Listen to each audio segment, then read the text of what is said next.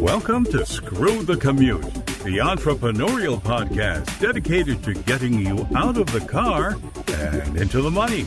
With your host, lifelong entrepreneur and multimillionaire, Tom Antion.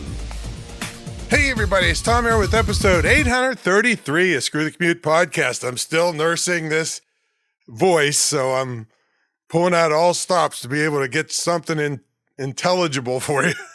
Maybe my other episodes weren't intelligible. I don't know, but without regard for the voice. But anyway, the show must go on. So today we're going to talk about file transfer services. Let's say you shot the coolest video of your life and you want your friends and colleagues to see it right away, or it's a business thing you need to get somewhere quick. Well, it's probably way too big to email. And if you text it, it's compressed so small, it loses its quality and power. So that's where file transfer services come in, and we're going to talk about that today. Hope you missed episode 832. That was to hack your own website. Yeah, I said hack your own website, to protect yourself, and you could innocently be hurting other visitors to your site if you don't know what's going on.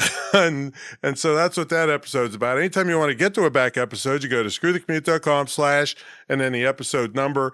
Hack your website was 832, and today is 833 for file transfer services. Make sure you check out my mentor program at greatinternetmarketingtraining.com and grab a copy of our automation ebook at screwthecommute.com/automate free. And here we go. All right, so everybody uses email, right? But if you try to send a big file, and lots of times it's a video, it could be other kinds of files. If you try to send it through email, you could be causing on your end and the other end. So if you're trying to send it, well, it might be too big. And the person, if you did actually get it sent, the person receiving it might be mad at you because it took forever to download. And a lot of those people have emails that delete attachments or segregate them so that they don't get infected with stuff. People won't open attachments, especially if they don't know you well. Even in today's environment, even if they know you, that could be, if they're paranoid, which they should be, maybe they think, oh, it's a spoof. It's not really you, and somebody's trying to infect their computer, so they won't open it. So email and big attachments, not so good. And let's talk about some of the email services, and then we'll talk about some of the ways to get around these limitations. All right.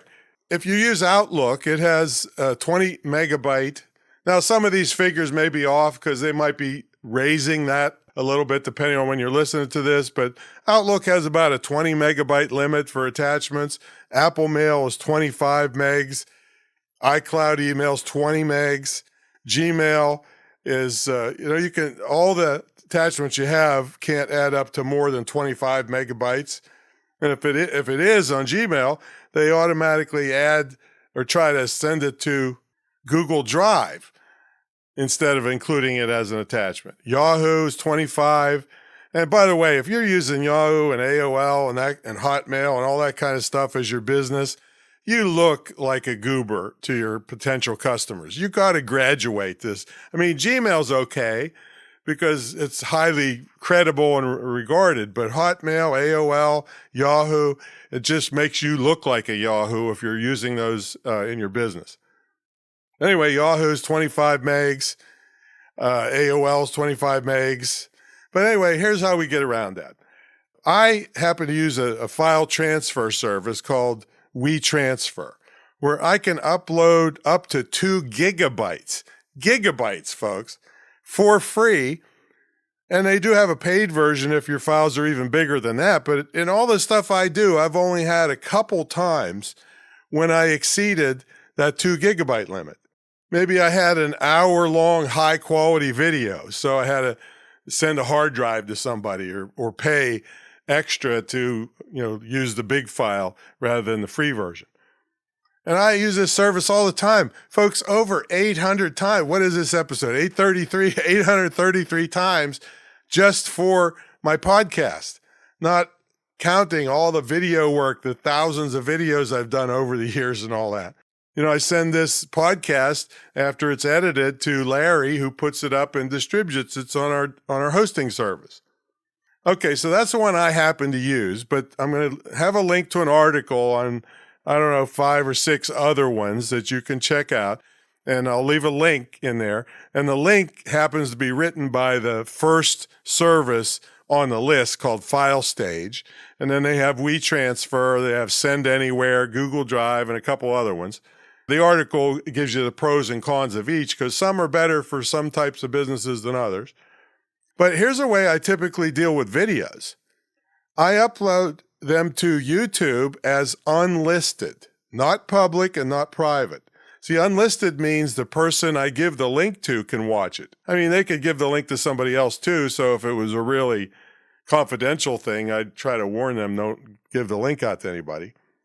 But don't do private, because private means you have to be logged in and only you can see it.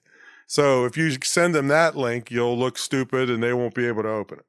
Now, I know this is a short podcast, but I try to only give you things that massively improve your business. This is one I've needed and used tens of thousands of times over my nearly 30 years of selling online. So get used to using this service and also the YouTube technique, and you're going to save yourself and the recipients of your stuff, not just videos, any kind of big file you're sending, lots of aggravation. And speaking of videos, the next episode, 834, is going to be tell you what you can and can't do to make money on YouTube. How about that? So watch for that. Also, check out the mentor program. You know, I've been around a long time. You get some of these people that made $2 on the internet and they want to tell you how to get rich. All right. Well, I guarantee you they don't have the success I've had over many, many years and help thousands of people make money online. So I'd love to help you. So check out greatinternetmarketingtraining.com and give me a call. We'll see what your future is going to look like online.